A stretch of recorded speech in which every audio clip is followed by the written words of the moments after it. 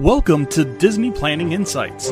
This is a replay of our DPI News and Notes show that we do every Tuesday over on Facebook. To see my smiling face, find us on Facebook at DPI Podcast or on YouTube at the Disney Planning Insights Podcast. Now enjoy this episode after a short ad from our friends at Anchor.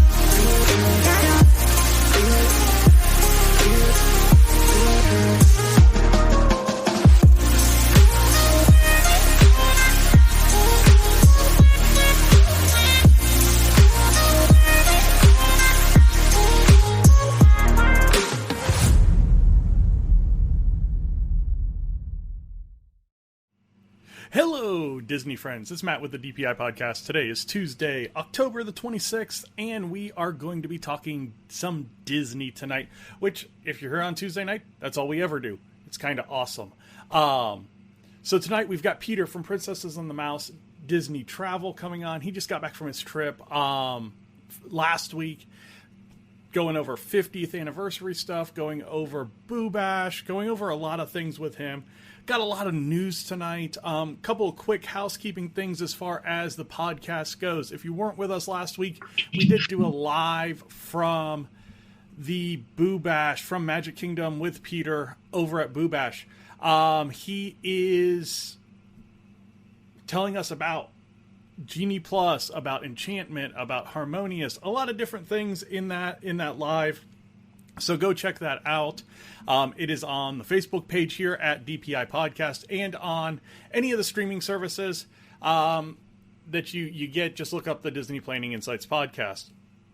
The other thing we have coming is Animal Kingdom. We've kind of been neglecting Animal Kingdom. We should be neglecting EPCOT, but we've been neglecting getting that Animal Kingdom the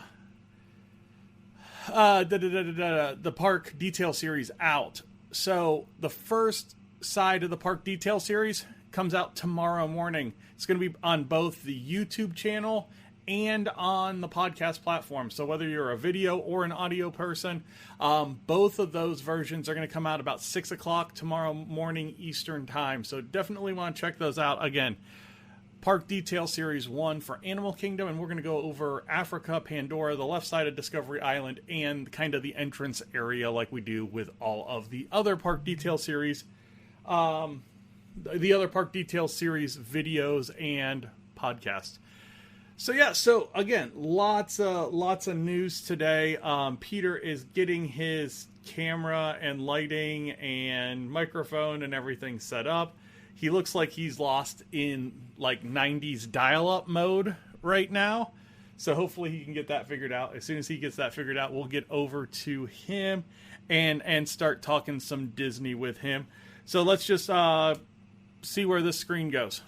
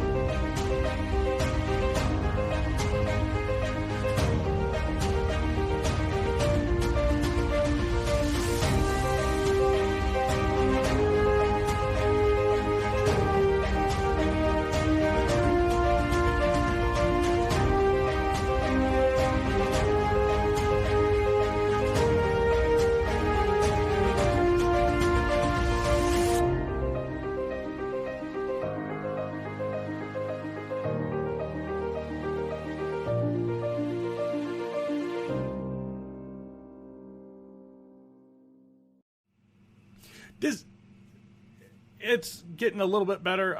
So we got Peter with Princesses and the Mouse Disney Travel now on with us. Peter, how are you doing? Oh, if my Wi-Fi is cooperating today. Yeah, it's getting better. It's getting better, honestly. So that actually looks a lot better. Well, let's see what happens. I'm doing great. Well, no, I'm not doing great. I was doing significantly better last Tuesday. Yes, I completely understand. I very much understand that you were doing significantly better last week.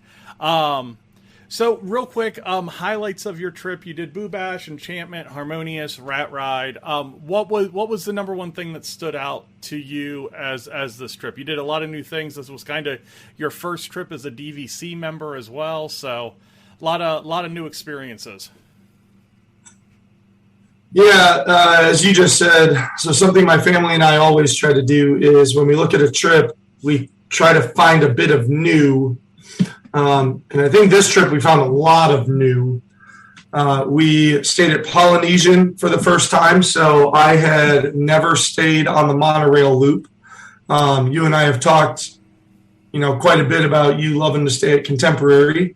So it was, we've stayed at Wilderness Lodge and we've stayed at Fort Wilderness. So we've been able to boat to Magic Kingdom, but being able to monorail to Magic Kingdom and monorail to Epcot was kind of a game changer. So being able to stay at Polynesian really let me see the draw of why people would be willing to pay that extra premium to get right there. Our very first day down, we had a 5:30 in the morning flight.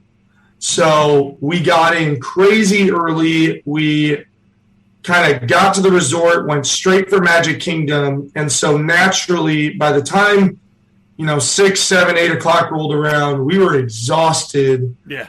And staying for the Harmonious show at 8:15, just as 5 o'clock hit and 6 o'clock hit, it just seemed less and less feasible.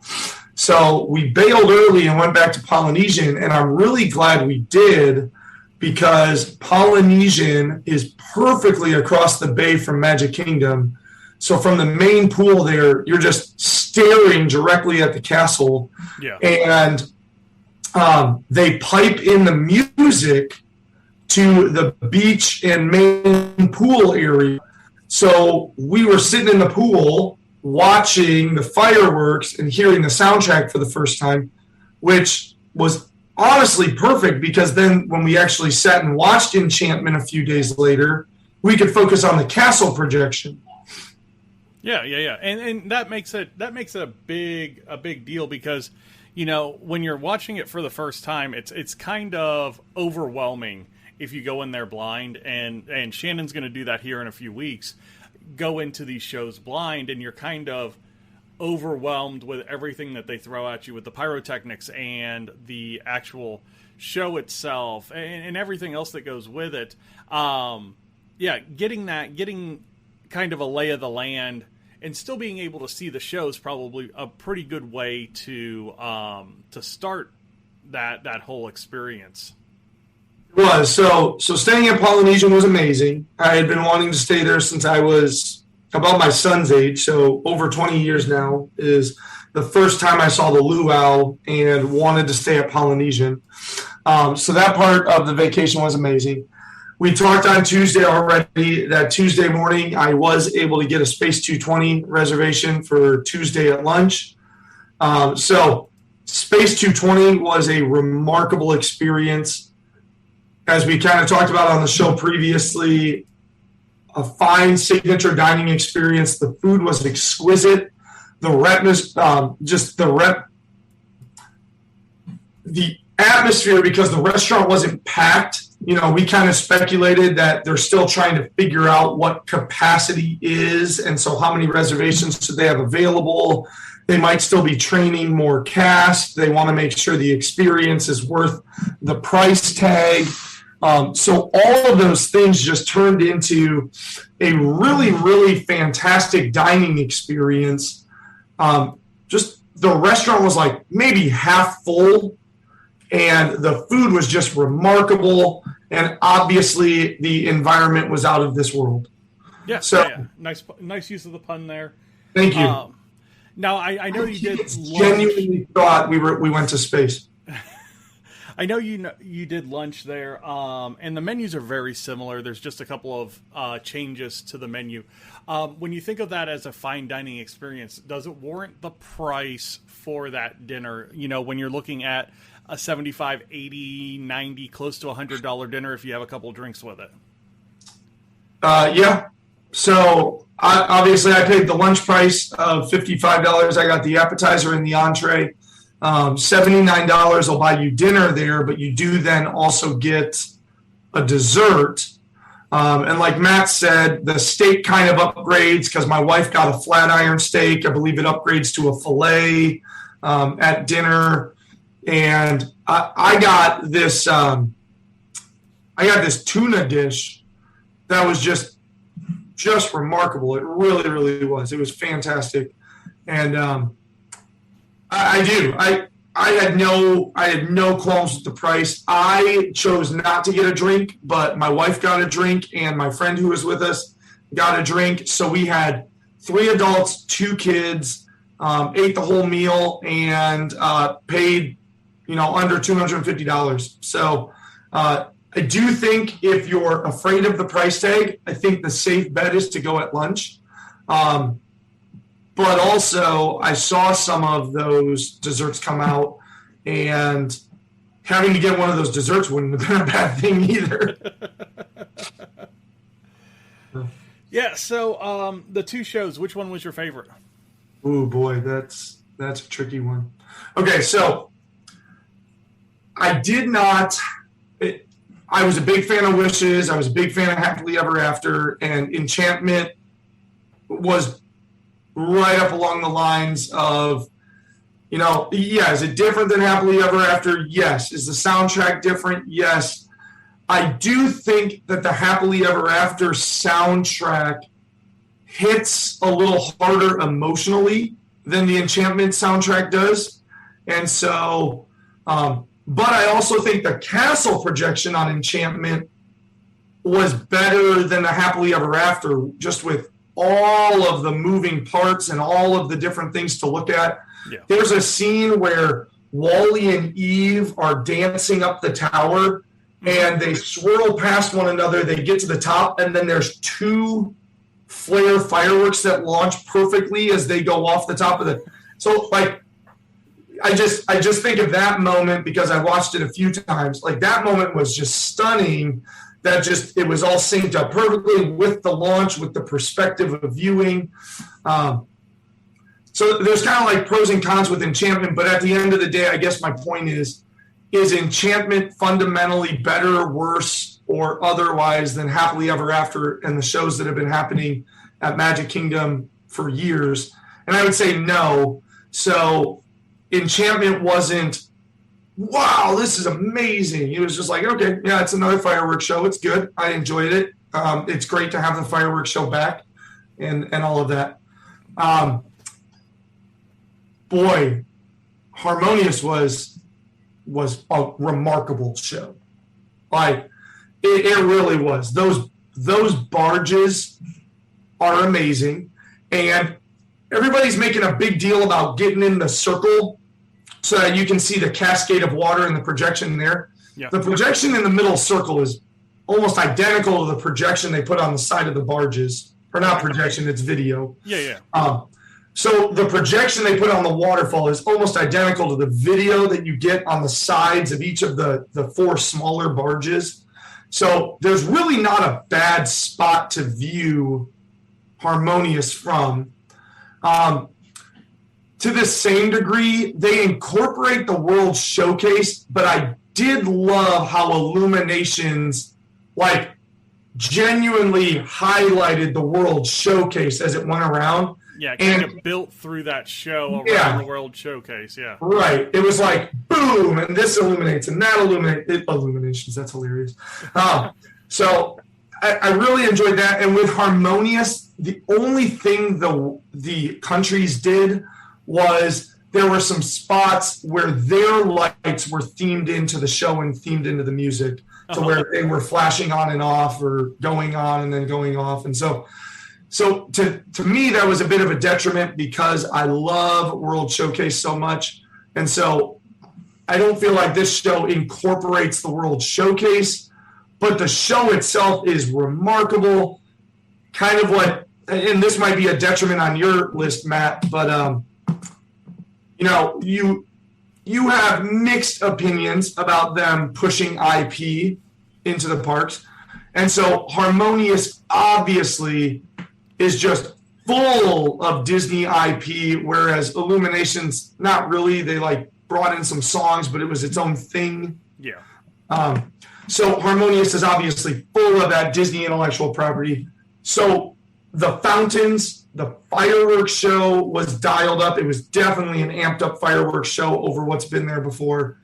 The projection and the screens were remarkable. The fountains working in unison with the lights was remarkable. So I think Harmonious is now a show that any kid would love to watch.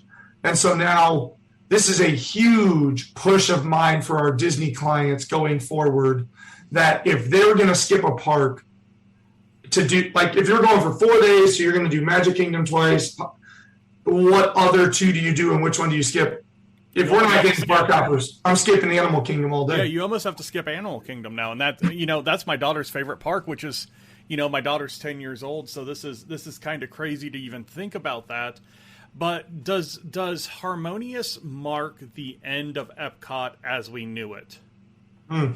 Well, I think the EPCOT as we knew it ended a year and a half ago when they began heavy construction.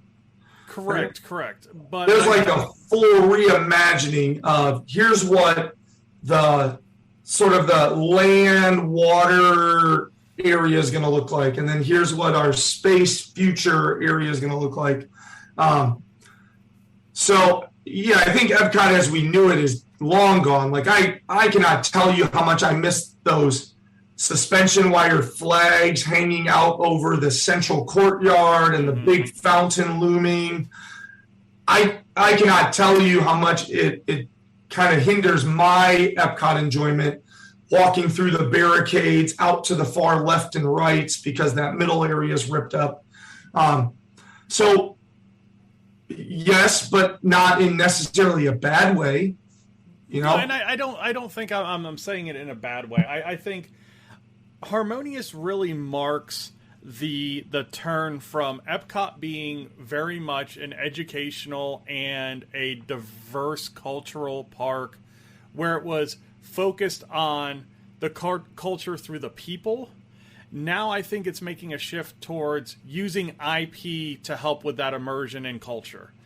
With the addition of Moana, with the addition of the Frozen ride, with the addition of Harmonious, with the speculation that we've had for a long time of Coco going into the Mexico Pavilion, Cherry Tree Lane in the UK, I think you're starting to see more and more and more of the outside movie IP come into that park, and I really think it's just a fundamental shift of what they think is going to be popular for that park moving forward.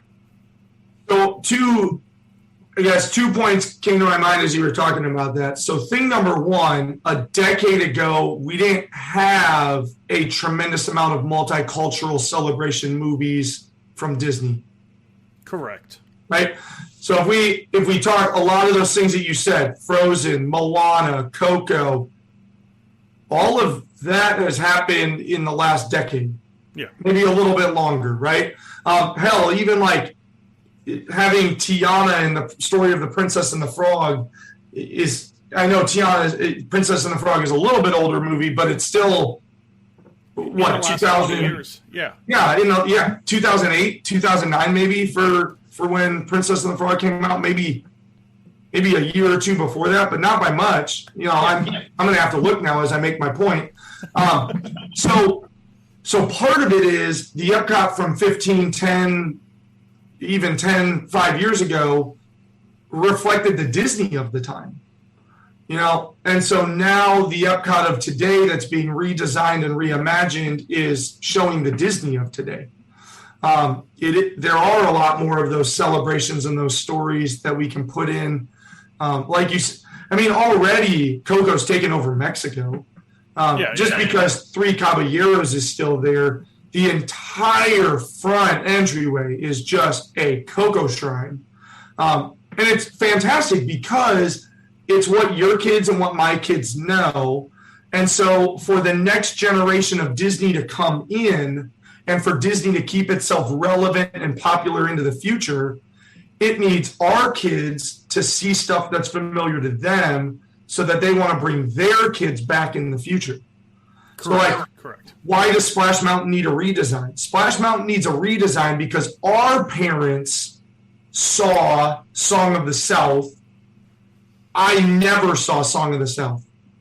Correct. I never have. I haven't, or I've seen pieces, but I haven't seen the full movie. Exactly, right? And our kids have definitely not seen Song of the South and probably won't because it reflects inappropriate and bygone stereotypes and images. And so it's probably not something that they're going to see at all. So is Splash Mountain going to lose its relevance in 10, 15 years from now? Yes. So let's redesign it Tiana. The only reason my kids know Brer Rabbit at all is because they love Splash Mountain. Yeah. And I had to explain to them, it's Brer Rabbit and you have Brer Fox and Brer Bear and you got all these characters and it's this whole story about Brer Bear and Brer Fox trying to chase him down and Brer Rabbit outsmarting him. And, I just sort of explained the cartoon portion of Song of the South. Yeah, so, and I get what you're saying. The parks are going to ever change. When I think of EPCOT, and the first time I was at EPCOT would have been 93 or 94. So we're talking, 28 years. Yeah, ago. 11 years into its existence. Yeah. When I was first there, I was really struck by the non-existence of IP in the park. You had celebrities that were there, Captain EO, that kind of stuff, but it wasn't anything that was like a character from a movie. And I think when you put it the way you did, it was 10, 11, 12 years into existence. It hadn't had time to evolve yet. And now as we're looking at the evolution of the park, it makes a lot of sense that it's going the way that it's going. They started to bring in Mickey and Donald and that kind of stuff, and now they're starting to bring in the relevant movies for the future because, in 20 years, our kids are going to be taking their kids and they need something that's relevant at that point. Yeah, it's very feasible that our grandkids are going to watch Ratatouille and Moana. Correct. So being able to take them to EPCOT and see the Journey of Water featuring Pua and Hey Hey and Maui and Moana, yes. And then walking back to France and seeing the creperie and getting the ice cream and all of that is still a very, very valuable thing. But then being able to walk back there and ride the Remy ride is very important as well. Like I said, with Guardians of the Galaxy coming in, Ratatouille being there now, the switch over, the Frozen ride was already a lot to make clients pause and say, should I be going to EPCOT? The addition of these other things, it's a no-brainer now. And then on top of that, on top of the fact that EPCOT is upping the rides, attractions, and experiences, you've still got the culinary and multicultural immersion. Because, again, I asked my son as we were coming home, I said, what was your favorite thing about this trip? And he said, the amazing food from Food and Wine Festival. Because we went in there our second day and we got him a festival guide, and he sat there looking through it in some downtime. And by the time we actually went to the park later in the week with the goal of getting Food and Wine Festival accomplished, which, by the way, we did in 3 small 3-hour chunks. And it was perfect because you try to do it all in one day and it's just so much. So we did this chunk of it and then that chunk of it, and then we did the World Showcase portion. But that's beside the point. I just think when I talk to clients, they're like, oh, yeah, I hear EPCOT's not all that great. And I go, I don't know who's still spreading this story to you. If you can get past a little bit of construction going on right now, EPCOT is remarkable. Yeah. Because we've talked on this show before. Maybe 2 months out of the year, there's not a festival going on. And I mean, speaking of that, let's jump into a little bit of news. Hashtag farts. Farts, yeah, Farts is back. Festival of the Arts announced for the 14th of January. So that gives EPCOT all of a week to turn, and that's basically what they do. Is they have a festival, they take about a week or 2 weeks to turn it over to the next festival. So Festival of Arts is going to return on the 14th of January of next year. And one of the big things that they're touting is the Disney on Broadway concert series is coming back to the American Gardens Theater. So if you are a Broadway fan and a fan of the Disney shows on Broadway, you're going to get some of those celebrity performances of that music back there. The schedule has not been released yet, but will be released probably sometime next month, I would imagine. Shannon chiming in over on the chat that EPCOT is her favorite park. Yes, I know. Yeah, EPCOT's got a lot to offer, and I mean, not just I tell so obviously I do the planning with the parents, right? We don't plan Disney vacations with the kids, and what I tell the parents is, there is enough to do now to entertain your kids, and it will be your favorite park, and it's your vacation too. Yeah. Let's stay at EPCOT. Living with the Land refurbishments are happening. While the rides open. They've been working on some of the big set pieces, so the farm scene, the desert scene, just making them prettier. I mean, they just kind of sit there for a long time. So just doing some refurbishments on the backdrops and that kind of stuff. No big deal. Ride's still running, and it is going to have the holiday overlay this year as well, with all the lights. And if you want to see what that looks like, our Living with the Land video is actually during that time, from Christmas last year. Let's see. Anything else at EPCOT? I guess we can tie this into EPCOT. The holiday food guide was released today, and lots of stuff on that food guide. I think our family favorite from last year, the holiday whoopie pie, is back. It is a monstrosity of a whoopie pie that you can get at the Trolley Car Cafe and one other place, and it's awesome. But lots of good food coming back for festival or for the holidays this year. And then multiple restaurants are offering Thanksgiving and Christmas meals. And one of the ones that stuck out to me was Satuli Canteen is offering a Thanksgiving Power Bowl that's going to have turkey, cornbread stuffing, and cranberry boba balls. So, yeah, pretty interesting. So yeah, lots of stuff coming back, and then I'm going back next month. Most of the holiday treats are going to be available from the 8th of November through the 1st of January. So basically, how long Disney is going to celebrate the Christmas season, that's how long most of the treats are going to last. Jumping over to Magic Kingdom, Walt Disney World announced that they will be extending the refurbishment of the Magic Kingdom Railroad. The Walt Disney World. Yeah.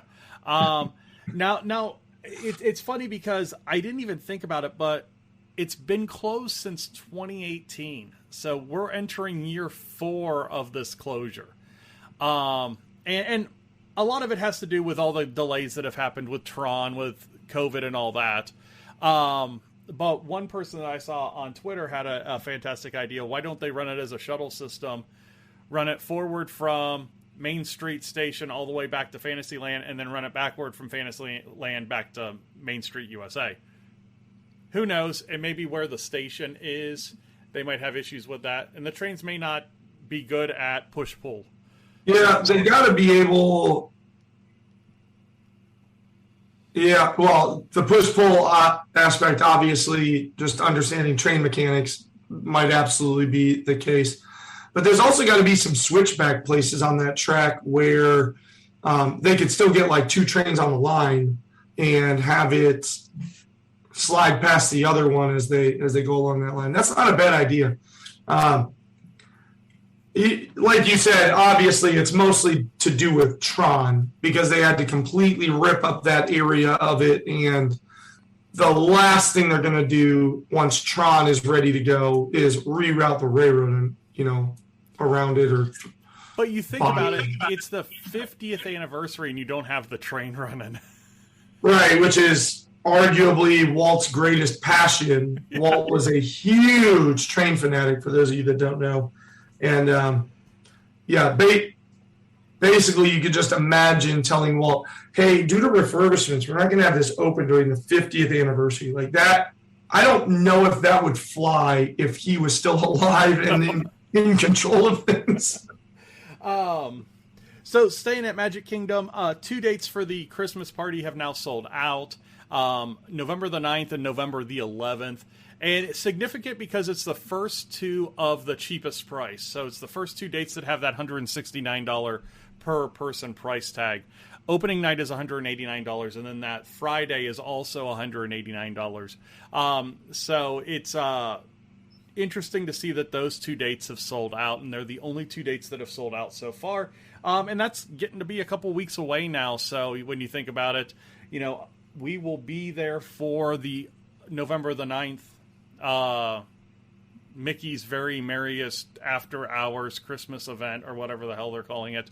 So on that topic, I was a bit, I'll just put this very bluntly. Boo Bash was not worth the money. It really was not. They did not have characters in Pirates. They did not change Space Mountain. The only thing that was going on was they had the ghost, whatever the heck her name is, that they had the ghost sitting out in front of Haunted Mansion with like the fog and everything like that. There were a few special treats that you could buy. Obviously you could trick or treat, and then on top of the trick or treating, you could get free popcorn, ice cream, and sodas and waters from pretty much everywhere that there is a cart during the day. It was handing out free drinks, popcorn, and Mickey bars at night. The parade, the cavalcades were basically chunks of the parade. Yeah. For somebody who's previously gone to a not so scary. So that was really nice. I did enjoy the fact that Boo to You was on the Mickey cavalcade. And so that is something, going to several not so scary parties, that I love that song. It's a very, very fun and catchy song. Yeah. And so that was great. The Maleficent Dragon was very impressive. But basically the cavalcades were parts of the parade. But then being somebody who's gone to a Not So Scary, I'd say like half the parade was missing from the cavalcades as well. Yeah. So that was kind of a letdown a little bit. I was just, and maybe it's honestly just the fact that there was no special thing in front of the castle outside of like a live DJ. And the live DJ wasn't even playing like Halloween style songs. Like we were sitting at Sleepy Hollow and we were eating a Foolish Mortal funnel cake. And like I was listening to Taylor Swift. Like at least turn on I Put a Spell on You and Monster Mash and like there are just so many Halloween themed songs that you cannot tell me you can't make a 3-hour playlist out of them. Yeah, and that's disappointing. And I've heard it both ways on Boo Bash. How was the crowd once the enchantment crowd kind of filtered out? How was the crowd? Crowd was okay. It was. And all the dates are sold out. I did find out that if somebody requests a refund, they don't re-release those. Only Magic Kingdom guest services can resell tickets. So I know you and I were talking about a friend of yours that's down there who was able to get Boo Bash tickets like the day before. And my buddy came with us and was there on the Boo Bash day, and we went to Magic Kingdom guest services and they had tickets available. So I suppose pro tip for those of you this week, if you are there, you might be able to get Boo Bash tickets. Just go talk to Magic Kingdom guest services. Nobody else has access to the inventory except for them. Just like Space 220 tip. Go talk directly to Space 220 in the morning. So the crowd size was fine. The wait times were all okay. We didn't ride many things because I was being very, very meticulous on experiencing the uniqueness of Boo Bash. So, like I said, I was disappointed that I didn't get Rock Mountain. I guess for not having a fireworks show or a unique presentation on the castle, for not having the DJ play Halloween-themed music, for not having rides that were unique, like the teacups. The teacups were just normal. They weren't or anything. Yeah, no, they didn't do anything, right? Like normally they do like laser lights and fog, and they drop curtains. They drop blackout curtains, and nothing. So none of the rides. I just think of Not So Scary and all the things to sort of like permeate the villains into the park. Yeah, and nothing. Now there were villains. There were like Gaston was out, and so we saw Gaston, and we saw Evil Queen, and we saw Maleficent, and we saw Jafar, and we saw Captain Hook. So there were lots of characters out. The villains were out, but there was nothing to be like, the villains have taken over the park right now, and you are existing in Magic Kingdom the way that they would want it to be. And in all the Not So Scaries, that was the feeling. Yeah, there were villains everywhere in the park during the Not So Scary, and you had the parade, and you had the stage show, and you had its own fireworks show, and all that. So to hear your experience at Boo Bash, it's not surprising, because I think this is something that we kind of speculated at the beginning, that they weren't giving you a lot for the money, and was it going to be worth it? It just felt like I paid for after hours. And so if I'm paying $170 to have some free snacks, Yeah. So let's keep going on the news. Over at Animal Kingdom, the Tam Tam Drummers are coming back to Harambe next month. So November the 7th, they are the African drum group that will be basically right outside Dawa Bar. Yep. And where the celebration of the Festival of the Lion King is, and where the entrance to Tusker House is. They're in that little area there. They're going to have multiple appearances throughout the day, and the schedules are up on My Disney Experience / Disney Genie if you want to find out things there. Are we talking about Genie at all? No, we're not going to talk about Genie at all. We're not? Really? We may get the Genie at the end. What else you got? Couple of things at Disneyland going on. So the first thing... No one cares. That's in California. No, I'm just kidding. Dream Key is now sold out at Disneyland. Oh, yeah. So you cannot get that upper level annual pass at Disneyland anymore. And they made some adjustments to pricing this week. And it caught a lot of people off guard. The main thing was parking pricing. They raised the pricing rates in the park lots from $25 to $30. And the pricing for overnight at Disneyland Hotel from $25 to $40 a night if you wanted to park your car at Disneyland Hotel. Also, they added a Tier 6 ticket. Now, I've never done Disneyland ticketing. What are the differences in tiers? So when I went, the difference in the tickets really just has to deal with your early entry, because at Disney World, it's pretty much if you're staying at one of their resorts, depending on the resort you're staying at, you're eligible for like early entry and things like that. With Disneyland, depending on the type of ticket that you buy, you are eligible for a certain number of early entries, which allow you to get, and you don't have to be staying on site. I stayed off site and I got a higher level ticket that involved Max Pass. And so then that came with early entry. Now, obviously all that's out the window with the advent of Genie and Genie Plus over there as well. But outside of the whole ticket structure is completely redone over there. Yeah. But really that's just what I saw to it. It's essentially like, when can I get in the park and all of that stuff. So I haven't seen the Tier 6, so I would love if so what is different about this one, because Tier 6 sounds more cool than Tier 5.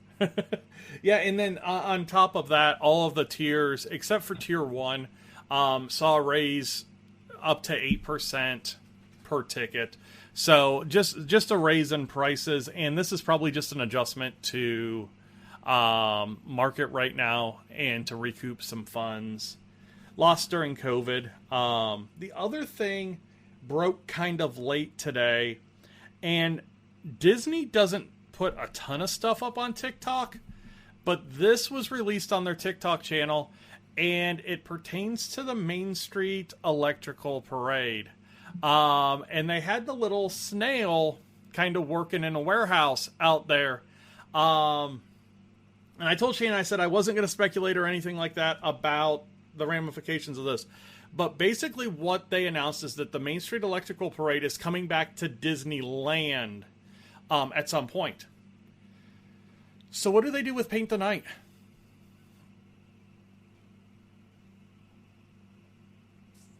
Put it on trucks, bring it to Disney World. Yeah, do that. That was my speculation. I was like, why not?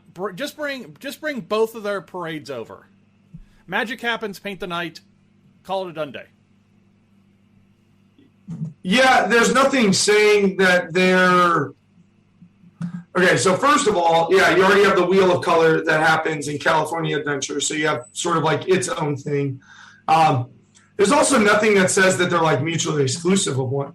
Or there's nothing that says that you can have one or not the other.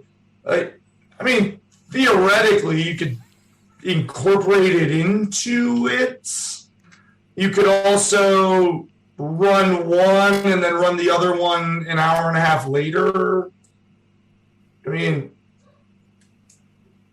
I don't know. Yeah, it's very interesting because they're obviously completely different things. They're huge fans of the Electric Light Parade, so I'm sure a whole bunch of people are giddy with excitement about the prospect of it coming back. But yeah, maybe they just nix Paint the Night, or maybe they incorporate more lights into that to like fit it into one big theme. I don't know. Well, I guess time will tell on that one. Yeah. So yeah, back to you didn't tell me what the difference with Tier 6 is, but Yeah, I have no clue. I didn't look at what the differences was. You just saw they released it. I see. Yeah. Yeah, the different tiers are the same as like having park hopper versus like early entry versus all that stuff. So I'm guessing tier 6 is just like you probably get like early morning entry every day of your ticket plus the ability to park hop. So not sure. Maybe, I mean, there are even ticket options there that like include a character meal where you get the character meal at it's not Artist Point, that's at Wilderness Lodge. Grand Californian has one, and so does Disneyland Hotel. They have a goofy one. But anyway, beside the point. Yeah, it'll be very interesting to see. You could also, I mean, I don't know, maybe you run Paint the Night over at California Adventure and Electric Light Parade over at Disneyland, and then you do the Wheel of Color, because then that's already at California Adventure. So now you have Paint the Night as dusk is approaching, and then Wheel of Color an hour later, just before the park closes. And so now you have Paint the Night into Wheel of Color. Versus moving it to Florida, move it across the entryway. It'd probably be more cost effective. Okay, so the tiers right now are when you can use the tickets. Speaking of looking things up, Princess and the Frog released in 2009. So we were right. I said 08, 09. Yep. All right. So you wanted to bring it up, so let's talk about Genie. So I've seen the good, the bad, the ugly on Genie over the last week via social media. How was your experience with the Genie system? Did you use Genie Plus any of the days you were there? It was not worth it. I refused to spend $60. That's the thing. It's $60. You know, I think for a day. Yeah, when Shane and I go down, $30. I think we're going to do it one day just to say we did it and just to see how it goes. But yeah, $60. I will encourage Genie Plus for one set of clients and one set of clients only. The client that calls me and says it's our first time and we'd like to go to Magic Kingdom one day, Animal Kingdom one day, Hollywood Studios one day, and Epcot one day. Those are the clients. Sorry, my dog is in here with me and she's scratching at the door. It was getting annoying. So if you are a first time at Disney and you're, you know those clients like, hey, we're going to go to Disney for 4 days and then we're going to go to Hollywood, or we're going to go over to Universal for 2 days. Yeah.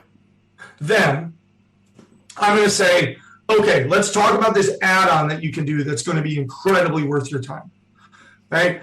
If you go to Disney regularly, and even not regularly, but even if you're on like a 5-day park hopper, there is almost no purpose of getting Genie Plus. There really isn't. Outside of the fact that you get to book return times and go up the lightning lane versus standing in the ride queue. And so if you're big on, well, I don't like waiting in lines though, then yes, Genie Plus is worth the money, because now you can book a return time, you can go sit down with your churro and put your feet back and relax, and then go to your return time and book your next one, and then repeat the process and ride 10 rides and have 10 Mickey bars. I support you. But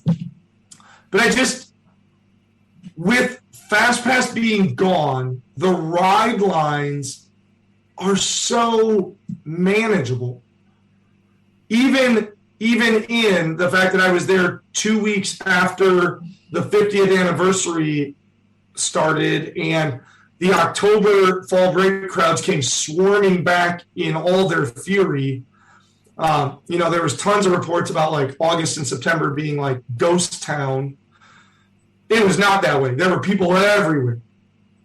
And I still, like, I looked around and I was like, yeah, there's people everywhere, but like 45 minutes for Flight of Passage, and I got to wait 50 minutes for Seven Dwarves, and those are manageable times. Yeah, I got to wait like 30 minutes to ride Pirates of the Caribbean. Yeah. So the advantage to Genie Plus would be I don't like standing in lines. Okay, well then spend the money and go do that. I couldn't justify $60 considering that my family, the way we're approaching parks these days is we slept in almost every day. We avoided the massive crowds in the morning by just kind of walking in an hour after the park opened. We cherry picked the things that we wanted to do, and then we went back to the pool and relaxed in the hottest part of the day, and then came back as the temperature cooled down at night. So it just $60 it wasn't worth it. Yeah. But yeah, if it's your first time at Disney and you're like, we're going to Magic Kingdom one day, I'm like, you need Genie Plus. Because then you can book a return time and get in another manageable line. So you can ride that right after, book another return time, get in another manageable line. Genie Plus does make Magic Kingdom doable in one day. It's going to be a long day. I've got a couple of those coming up. I know that when we go down there, I'm taking the new camera equipment down. So we've got a couple of long days planned with equipment. So the Lightning Lane. Let's talk about the Lightning Lane real quick. Yeah. They could charge more for Rise of the Resistance. Rise of the Resistance is the top right now with $15. And that thing was sold out before the park opened. People with regular tickets didn't even get a shot at it. And the ride line was still massive.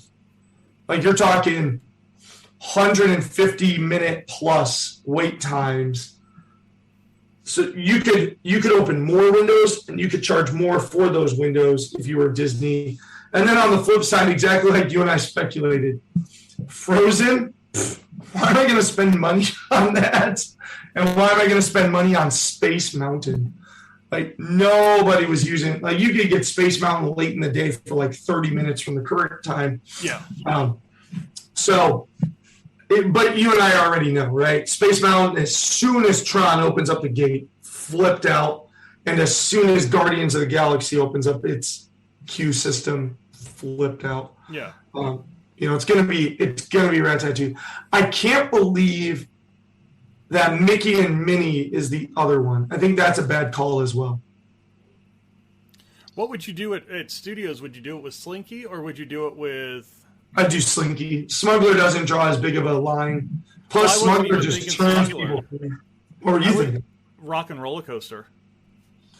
Yeah, I could see. I like the fact that Rock and Roller Coaster is a pretty old ride. My daughter got to ride that for the first time. There you go. You asked for my memorable takeaways. My daughter was right at 48 inches, so we took her. We went up to Rock and Roller Coaster, and her head hit the sign. It was like she wasn't even close. She crushed. She was almost 49 inches.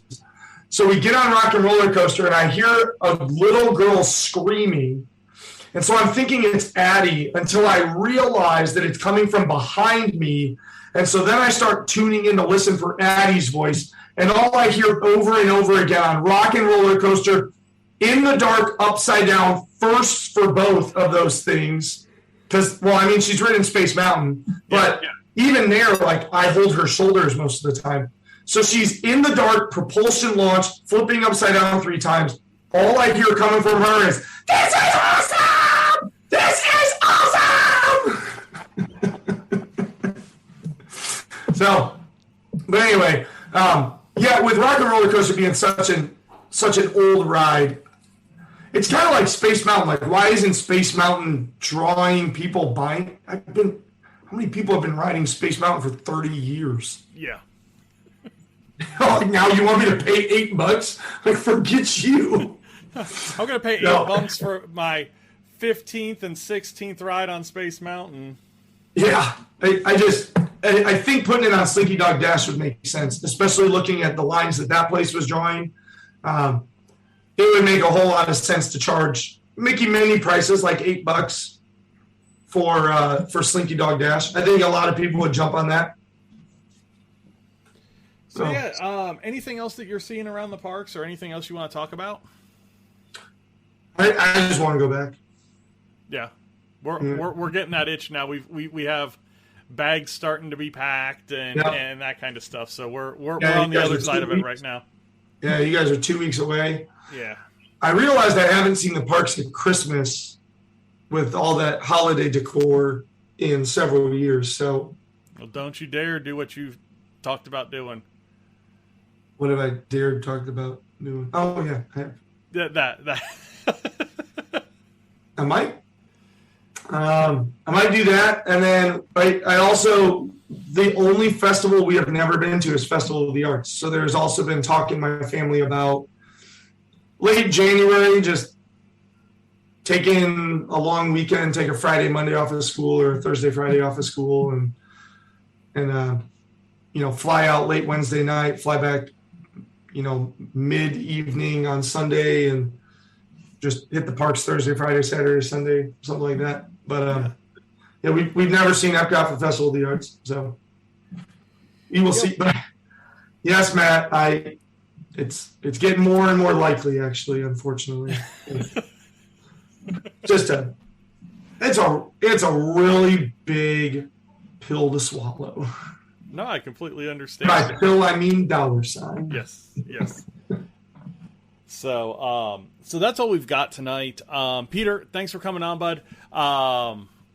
Peter, next week I have a basketball game, just so you know.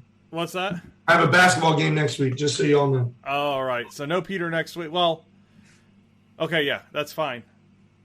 No Peter next week's fine. The week after that, you've got to figure out how to bring me on.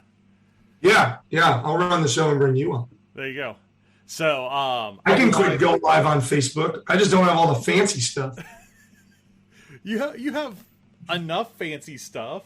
A fair amount. I just need to set it up. Like, you should see my hodgepodge of a setup. My mic's just kind of thrown back behind my computer. My light is like at a 45-degree angle shooting at the ceiling, and I'm just going off of one light. Yeah, you run into the room at like 7:05, and you're like, oh, God, I got to get on the podcast. Where's all my stuff? Today, I was in here at 7 o'clock trying to do it, and my stupid computer's like, hey, buddy, you haven't used me in a week and a half. Let's install updates. I was like, no! Rolling on at 7:15. Well, we got it done. Again, thanks for coming on. Let me close out the episode, and I'll talk to you here after for a second.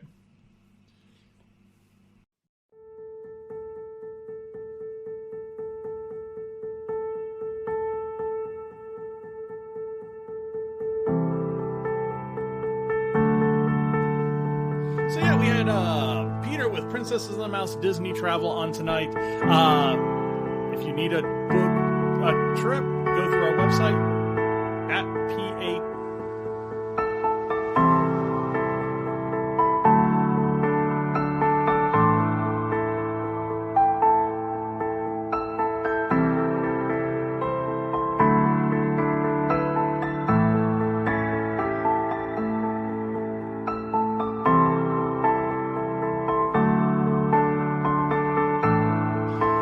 All right, if you want to get in touch with us on social media, at DPI Podcast on Facebook, at Disney Insights on Twitter. The YouTube channel is the Disney Planning Insights Podcast. And definitely go check out our website, princessesandthemouse.wixsite.com.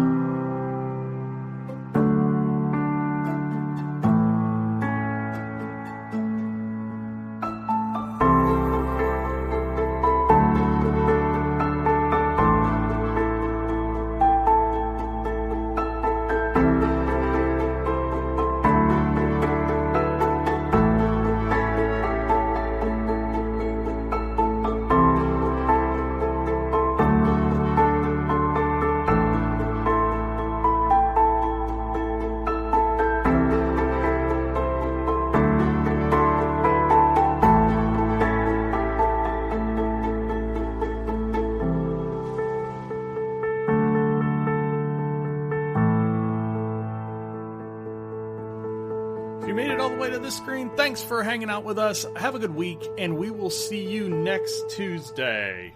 Bye now.